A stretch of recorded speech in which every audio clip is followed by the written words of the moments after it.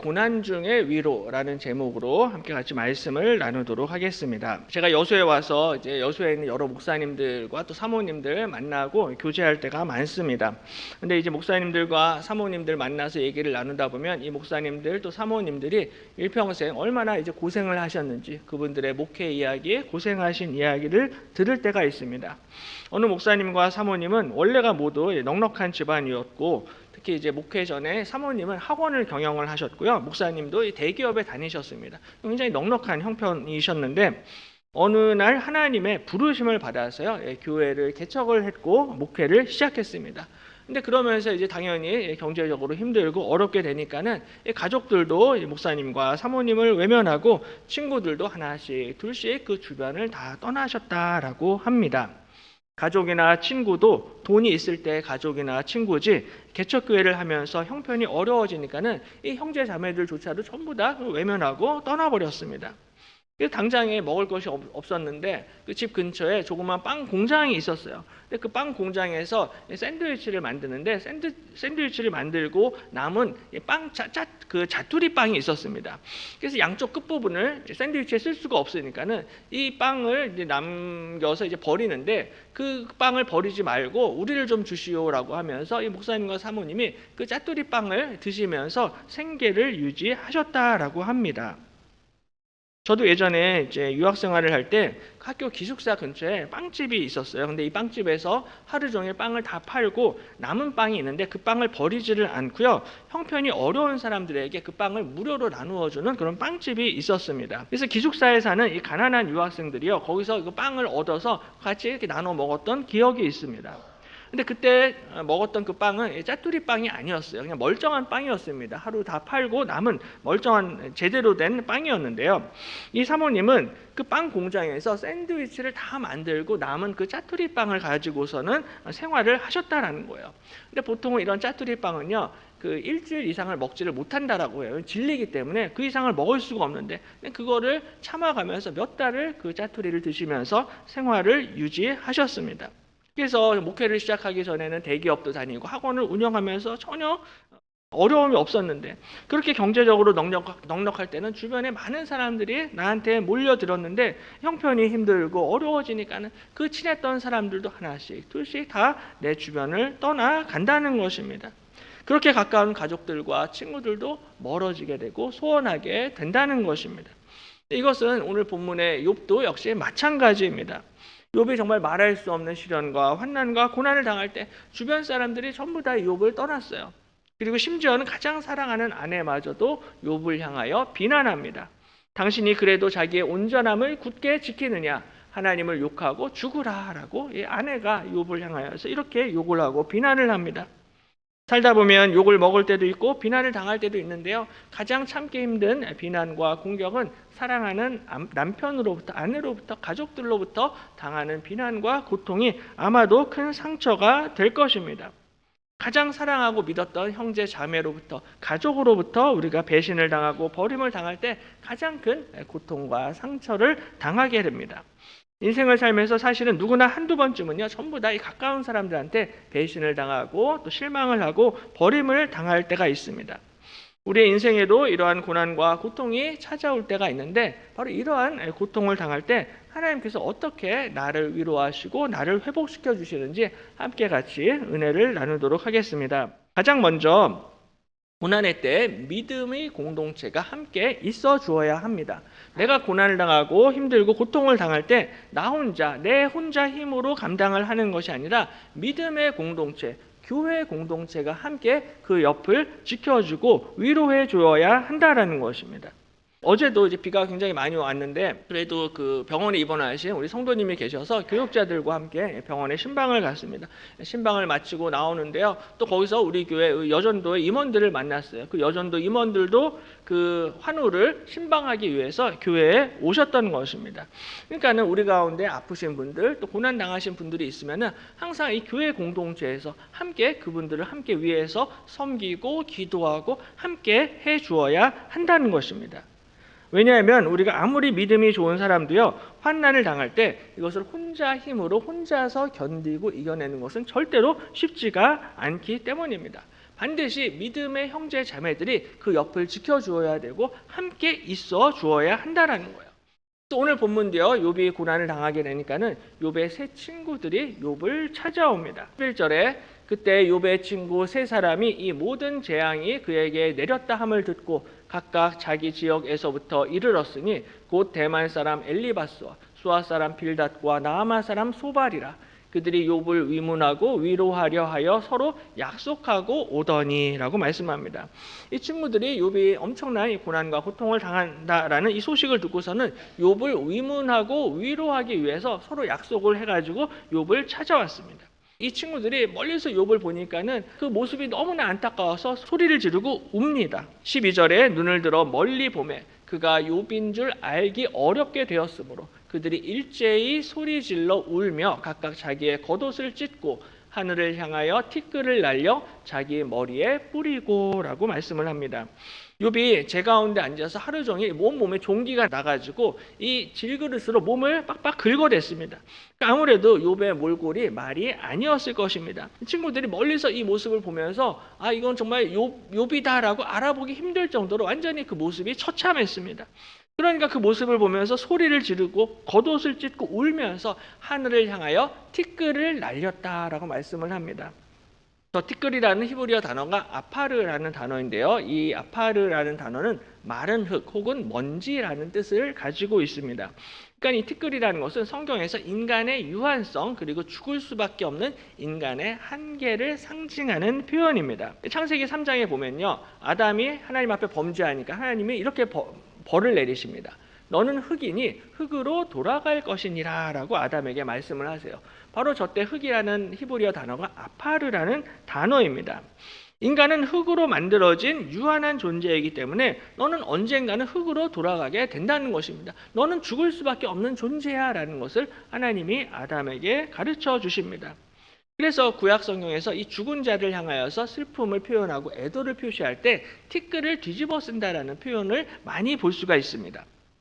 그래서 이 욥의 친구들도요, 오늘 티끌을 뿌리면서 7일 동안 욥과 함께 슬퍼합니다. 13절에 밤낮 7일 동안 그와 함께 땅에 앉았으나 욥의 고통이 심함을 보므로 그에게 한마디도 말하는 자가 없었더라 말씀을 합니다. 욥의 친구들이 욥과 있었는데요, 특별히 노란색 글씨로 밤낮 7일 동안 그와 함께 땅에 앉았다라고 말씀을 합니다. 이 구약 성경에서 7일이라는 시간은 죽은 자를 위한 애곡 기간을 뜻합니다. 그래서 창세기 50장에 야곱이 죽게 되는데요, 그때 그들이 요단강 건너편 아닷 타장 마당에 이르러 거기서 크게 울고 애통하며 요셉이 아버지를 위하여 7일 동안 애곡하였더니라고 말씀을 합니다. 아버지 야곱이 죽게 되었는데 그러자 그 아들 요셉이 아버지를 위하여 7일 동안 애곡하였다라고 말씀을 합니다. 마찬가지로 오늘 욥의 친구들이 이 요셉처럼 7일 동안 이 욥을 위하여 애곡합니다. 7일 동안 그들이 애곡했던 이유는 마치 자신들이 사랑하는 친구 욥이 이미 죽은 자와 같았기 때문이었습니다. 목숨은 붙어 있었는데 이미 거의 죽은 것과 마찬가지였어요. 그러니까는 욥의 친구들은 이 죽은 것과 같은, 죽은 상태와 같은 그런 욥의 옆자리를 끝까지 지키고 함께 울어주고 그 옆에 함께 있어 주었던 것입니다. 이것이 바로 고난 중에 있는 친구들, 고난 중에 있는 성도를 위로하는 방법입니다. 고통과 슬픔 가운데 있는 그 친구 옆을 끝까지 지키면서 함께 울어주고 함께 슬퍼하고 함께 자리를 지켜주는 것입니다. 그래서 나중에 이제 친구들이 사장에서부터 이제 한 마디, 두 마디씩 하기 시작을 합니다. 이 말 저 말 이제 욥에게 막 충고를 하는데 그럴수록 욥은 더욱더 분노하게 되고 그 상처가 더 깊어지게 됩니다. 나중에 22장을 보면요, 엘리바스라는 친구가 이렇게 이야기합니다. 사람들이 너를 낮추거든 너는 교만했노라고 말하라. 하나님은 겸손한 자를 구원하시리라. 죄 없는 자가 아니라도 건지시리니 내 손이 깨끗함으로 말미암아 건지심을 받으리라 라고 엘리바스가 욥에게 그렇게 이야기를 해요. 다시 말해서 욥에게 너의 교만함을 인정하라는 거야. 너가 죄 있다라는 것을 인정하라. 그러면 하나님이 다시 회복시켜 주시고 도와주실 것이다. 구원하실 것이다 라는 그런 이야기를 합니다. 뭐 굳이 틀린 말은 아니지만 이러한 말은 그 고난당한 환난당한 욥에게 별 도움이 되지를 못했습니다. 위로가 전혀 되지를 않았어요. 오히려 그 이야기를 듣고 욥이 더 분노하게 되고 그 상처가 더 깊어지게 됩니다. 그러니까 우리가 고난 중에 있는 형제 자매에게 가장 큰 위로는 이 말 저 말 하는 것이 아니라 그냥 그 옆에서 묵묵히 자리를 지켜주고 함께 눈물을 흘려주는 것입니다. 종종 아내분들이요, 우리 남편들에게 힘들다라고 속상한 일을 말할 때가 있습니다. 근데 그러면 보통 이제 남자들은요, 잘 들어주기보다는 본인이 해결책을 막 제시를 해주려고 해요. 내가 들어보니까 이건 아무래도 당신 잘못인 것 같아. 당신이 그렇게 말하면 안 되지. 당신이 오히려 그 사람한테 가서 사과하시오. 뭐 이렇게 이야기를 하는 거예요. 아내가 속상한 일을 말하는 것은 그 일을 해결해 달라고 이야기하는 것이 아니라 남편에게 공감을 받고 위로를 받기 위해서 말하는데요. 남자들은 오히려 이 말 저 말로 아내를 탓하고 본인이 문제를 해결하려고 할 때가 많습니다. 저도 마찬가지예요. 대부분의 남자들이 잘 못합니다. 들어줘야 되는데 잘 듣지를 않고 무조건 이거를 해결해 주려고 해요. 근데 그렇게 해서는 아내분들이 위로를 받을 수 없다라는 것입니다. 그럴 때는 무조건 아내의 말을 잘 들어주고 공감해주고 같이 아파해주는 것이 아내를 위로하고 상대방을 위로해주는 방법이다라는 것입니다. 그래서 로마서 12장을 보면요, 이렇게 말씀을 합니다. 즐거워하는 자들과 함께 즐거워하고 우는 자들과 함께 울라. 서로 마음을 같이하며 높은 데 마음을 두지 말고 도리어 낮은 데 처하며 스스로 지혜 있는 채 하지 말라. 아멘. 즐거워하는 자들과 함께 즐거워하라.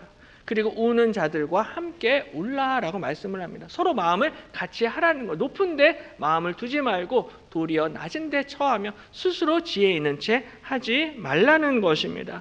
본인이 경험이 많다고 지식이 많다라고 스스로 고난당한 자 앞에서 지혜 있는 척, 지식 있는 척, 마치 모든 것을 다 아는 척 그렇게 말하지 말라는 것입니다. 그게 아니라 이 말 저 말 할 필요가 없고 그냥 옆에서 묵묵히 그 옆을 지켜주는 것이 최고의 위로가 된다는 것입니다. 롯의 시어머니 나오미가 엄청난 고난을 당했습니다. 흉년이 들어서 모압 땅으로 피신을 했는데 거기서 남편도 죽고 두 아들도 전부 다 잃어버리게 됩니다. 집에 남자가 하나도 없었기 때문에 먹고 살 대책도 없었어요.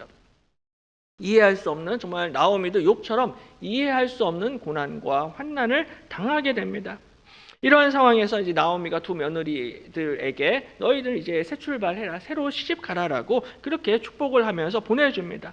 오르바는 나오미를 떠나게 되지만 룻은 끝까지 시어머니 나오미 옆을 지킵니다. 어머니께서 죽으시는 곳에서 나도 죽어 거기 묻힐 것이라. 만일 내가 죽는 일 외에 어머니를 떠나면 여호와께서 내게 벌을 내리시고 더 내리시기를 원하나이다라고 이 며느리 룻이 끝까지 시어머니 나오미 옆을 지켰습니다. 목숨을 걸고 나오미와 함께 하겠다는 거예요. 이렇게 끝까지 룻이 나오미 옆을 지키고 나오미 옆과 함께 했을 때 하나님께서 룻과 나오미에게 어마어마한 복을 내려주셨던 것입니다. 그러니까는 고난당한 자가 있을 때 오늘 룻처럼 이 나오미를 안아주고 그 옆에서 함께 울어주어야 한다라는 거예요. 거기서 스스로 마음을 높이고 뭐 이것저것 이 말 저 말 하는 것이 아니라 그냥 함께 슬퍼하면서 눈물을 흘리라는 것입니다. 교회도 마찬가지입니다. 교회는 고난당하는 자, 환난당하는 자를 위해서 그 옆에 함께 있어주는 것이 교회의 사명인 것입니다. 함께 울어주고 함께 울 뿐만 아니라 함께 기도해야 한다라는 거예요. 특별히 몸이 아플 때 꼭 함께 기도해야 합니다. 야고보서 5장에 너희 중에 병든 자가 있느냐? 그는 교회의 장로들을 청할 것이요 그들은 주의 이름으로 기름을 바르며 그를 위하여 기도할지니라 라고 명령하고 있습니다. 그러니까 병든 자들은 반드시 교회의 장로들, 교회의 목회자들에게 이 신방과 기도를 요청해야 한다라는 것입니다. 아플 때 내가 기도를 받고 신방을 받는 것은 교인의 당연한 의무이고 권리입니다. 목회자와 장로들은 항상 이 병든 자와 고난당하는 자, 환난당하는 자를 위해서 기도하고 신방해야 합니다. 이것을 바로 성경에서는 믿음의 기도다라고 말씀을 합니다. 믿음의 기도는 병든 자를 고친다는 거예요. 야고보서 5장 15절에 믿음의 기도는 병든 자를 구원하리니 주께서 그를 일으키시리라 라고 약속하고 있습니다. 바로 이 믿음의 기도는 믿음의 공동체의 기도를 의미합니다. 교회 공동체가 함께 기도할 때 하나님께서 병든 자를 구원하시고 그를 일으켜 세워주실 줄로 믿습니다. 그러니까 내가 아프면은 그냥 나를 위해서 내 병이 낫도록 기도하는 것이 아니라 믿음의 공동체가 합심하여 기도해야 한다라는 것입니다. 목사님도 나를 위해서 기도해주고, 장로님도 나를 위해서 기도해주고, 구역장 회장님도 나를 위해서 기도해주고, 전도회 회장들과 임원들도 나를 위해서 기도해 주어야 한다라는 것입니다. 모든 성도들이 함께 기도하게 될 때 그 가운데 치유의 역사, 구원의 역사가 나타나게 될 줄로 믿습니다. 그러므로 너희 죄를 서로 고백하며 병이 낫기를 위하여 서로 기도하라. 의인의 간구는 역사하는 힘이 큼이니라 라고 약속하고 있습니다. 의인의 간구는 역사하는 힘이 큰 줄로 믿습니다. 예수 그리스도를 믿는 성도들, 의인들의 기도에 하나님께서 응답해 주신다는 것입니다.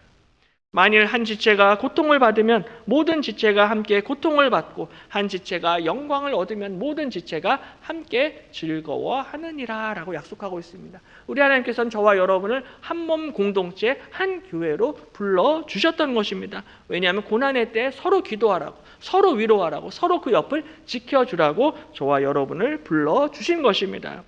정말 우리 여수제일교회가 힘들고 어려울 때 서로를 위로하고 서로를 위해서 중보하고 함께 기도하는 하나님께서 기뻐하시는 교회가 되기를 간절히 소망합니다. 또 한 가지는요, 우리가 고난당할 때 우리의 상처와 고통을 숨기지 말아야 합니다. 우리가 고난받을 때, 고난당할 때 위로받기 위해서는 내 고통스러운 마음, 내 억울한 심정을 우리가 하나님 앞에 정직하게 좀 인정하고 고백을 할 필요가 있습니다. 오늘 본문 아래 3장을 보면요, 욥이 너무나 고통스러운데 이 고통스러운 감정을 그냥 여과 없이 다 드러냅니다. 1절에 그 후에 욥이 입을 열어 자기의 생일을 저주하니라 라고 말씀합니다. 욥이 자기의 생일을 저주합니다. 근데 누구에게나 생일은요, 1년 365일 중에서 제일 좋은 날입니다. 제일 행복한 날이고 제일 축하받아야 하는 날인데, 욥은 너무나 본인이 힘들다 보니까는 자신의 태어난 날 생일을 저주하고 있습니다. 3절에 내가 난 날이 멸망하였더라면, 내가 태어난 날이 멸망했으면 내가 이 고난을 안 당했을 텐데, 이는 내 모태의 문을 닫지 아니하여 내 눈으로 환난을 보게 하였음이로구나. 어찌하여 내가 태에서 죽어 나오지 아니하였던가. 어찌하여 내 어머니가 해산할 때 내가 숨지지 아니하였던가 라고 탄식하고 있습니다. 모태의 문이 닫혀지지 않아서 내가 환난을 보게 되었다라는 거예요. 어머니의 태에서 내가 죽어 나왔으면 이런 내가 환난과 고난을 안 당할 텐데, 내가 그냥 그때 살아서 나와서 이러한 고난과 고통을 당하는구나 한탄을 하고 탄식을 합니다. 그러니까 사는 것이 죽는 이만 못하다라는 거예요. 근데 욥이 믿음이 없어서 지금 이런 말을 하는 것이 아닙니다. 욥은 그 누구보다도 정직하고 온전한 사람이었고요, 하나님을 경외하며 악에서 떠난 사람이었습니다.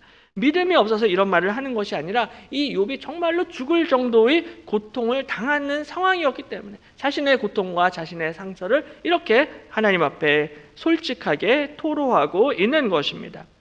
인간적으로 볼 때 욥이 고난을 당할 이유가 하나도 없습니다. 의인 중에 의인이었고요, 잘못한 게 없었어요.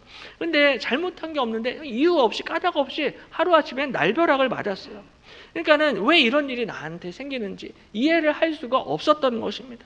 그래서 솔직하게 고백합니다. 나중에 23장 2절에 오늘도 내게 반항하는 마음과 근심이 있나니 내가 받는 재앙이 탄식보다 무거움이라 라고 고백하고 있습니다. 욥에게 반항하는 마음과 근심이 있었습니다. 저 반항하는 마음을 이제 히브리어로 메리라고 하는데요, 이것은 반역하다, 반란을 일으키다라는 뜻을 가지고 있습니다. 그러니까 지금 내가 당하는 고난이 너무나 힘들고 억울해서 하나님을 향하여서 반란을 일으키고 싶고 반역하고 싶은 마음까지 욥에게 있었다는 것입니다. 그러니까 욥은 자신의 고난과 고통의 문제를 이것을 숨기거나 외면하지 않았다라는 거예요. 자신의 마음속에 이해할 수 없는 본인의 감정과 이 고통스러운 심정을 전부 다 하나님 앞에 솔직하게 이야기하고 고백하고 있습니다. 욥뿐만이 아니라 성경을 보면요, 수많은 믿음의 선진들이 전부 다 자신들이 고난을 당할 때, 고통을 당할 때 그냥 하나님 앞에 솔직하게 이것을 인정하고 부르짖고 기도합니다. 하나님의 선지자 엘리야가 갈멜산에서 위대한 승리를 거두게 되는데, 이 승리를 거둔 이후에도 아합과 이세벨이 회개를 하지를 않습니다. 오히려 이세벨이 이 엘리야 선지자를 내일까지 죽여버리겠다라고 협박을 하고 위협을 합니다. 이러한 상황에서 엘리야가 이제 살려고 광야로 도망을 쳐요. 그리고선 한 로뎀나무 아래에서 이렇게 고백합니다. 한 로뎀나무 아래에 앉아서 자기가 죽기를 원하여 이르되 여호와여 넉넉하오니 지금 내 생명을 거두시옵소서. 나는 내 조상들보다 낫지 못하니이다라고 고백하고 있습니다. 로뎀나무 아래에서 하나님, 저는 이제 넉넉합니다. 지금 고난과 고통 당할 만큼 충분히 당했습니다. 지금 내 생명을 거두어 주십시오. 차라리 저를 이제 죽여 주십시오라고 그 위대한 하나님의 선지자가 이렇게 하나님 앞에 부르짖고 있습니다. 정말로 그 믿음 좋은 능력의 선지자인데 어떻게 이런 고백을 할 수 있는가? 오늘날에도 만약 목사님이 정말 내 생명을 거두어 주십시오, 이제 나를 죽여 주십시오라고 그렇게 하나님 앞에 기도하면은 옆에 있는 성도들이 그 기도를 듣고선 어떻게 목사가 저런 기도를 할 수 있는가? 어떻게 목사가 저렇게 믿음이 없는가라고 이야기할 수가 있겠지만, 오늘 엘리야는 솔직하게 하나님, 나의 생명을 거두어 주십시오. 차라리 나를 죽여 주십시오라고 솔직하게 기도하고 있습니다. 왜냐하면 너무 힘들고 이게 너무 낙심이 되니까는 이제 나의 생명을 거두시옵소서라고 기도하고 있습니다. 엘리야도 그랬고요, 욥도 그랬다라면 우리는 말할 것도 없다는 것입니다. 이해할 수 없는 고난과 감당할 수 없는 시험을 당할 때 정말 나의 고통과 나의 상처와 나의 아픔을 우리가 하나님 앞에 솔직하게 부르짖고 내어놓고 고백하고 기도해야 한다라는 것입니다. 힘든 것을 힘들다라고 말하는 것은 절대로 믿음이 부족한 게 아니다라는 것, 불신앙이 아니다라는 것입니다. 오히려 우리가 하나님 앞에 부르짖고 하나님 앞에 우리의 모든 것을 쏟아내는 이러한 과정을 통하여서 하나님은 우리를 연단시키시고 성장시키시고 성숙하게 만들어 주시는 것입니다. 지금 내가 너무 힘들고 고통스러운데 그냥 교회에서 내 체면 때문에 감출 이유가 없다라는 거예요. 내가 이런 이야기를 하면 사람들이 나를 어떻게 생각할까? 교회에서 내 체면은 땅에 떨어지는 건 아닌가? 이렇게 생각할 필요가 없다라는 것입니다. 그냥 아무 일 없는 것처럼 자신의 상처와 자신의 아픔을 감추는 것은 문제 해결에 별 도움이 되지 않는다라는 것입니다.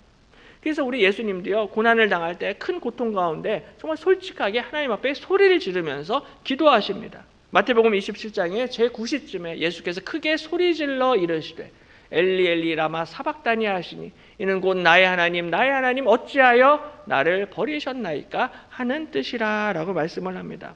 하나님의 아들께서도 이 극심한 고통을 당할 때 나의 하나님 어찌하여 나를 버리셨나이까 라고 하나님 앞에 울부짖으며 소리 지르며 기도하셨습니다. 바로 오늘 우리 예수님처럼 하나님 앞에 솔직히 내 마음과 심정을 아뢰시고 기도하시기를 바랍니다. 위대한 믿음의 선진들이 모두 하나님 앞에 정직하고 솔직했습니다. 욥처럼 엘리야처럼 우리의 감정과 우리의 마음을 정직하게 우리가 하나님 앞에 인정하고 고백할 때 하나님께서 반드시 우리의 부르짖음과 우리의 탄식을 들으시고 우리를 위로하시고 우리에게 응답해 주실 줄로 믿습니다. 우리의 마음을 정직하게 하나님 앞에 쏟아내게 될 때 바로 거기에서부터 회복의 역사가 시작될 것입니다. 고난과 고통을 당할 때 하나님 앞에 나아오셔서 하나님 앞에 부르짖어야 한다라는 거예요. 우리 하나님은 부르짖는 기도에 응답하시고 부르짖는 기도를 통하여서 역사해 주실 것입니다. 의인의 간구는 역사하는 힘이 크민이라. 의인들이 간구해야 됩니다. 의인들이 기도해야 됩니다. 의인들이 부르짖어야 한다라는 거예요. 특별히 우리 교회 금요 기도회는 하나님 앞에 부르짖는 기도회입니다. 이번 주 금요일에도 금요 기도회가 있습니다. 우리가 금요 기도에 나와서 우리의 마음을 하나님 앞에 간절히 쏟아낼 때 하나님께서 들으시고 하나님께서 역사해 주실 줄로 믿습니다. 그러므로 이번 한 주도 고난과 고통을 당할 때 내 마음과 내 심정을 정직하게 하나님 앞에 다 쏟아내시고 하나님이 나를 위해서 우리 가정과 자녀들을 위해서 예비하신 그 놀라운 위로와 회복을 경험하시기를 주님의 이름으로 간절히 축원합니다.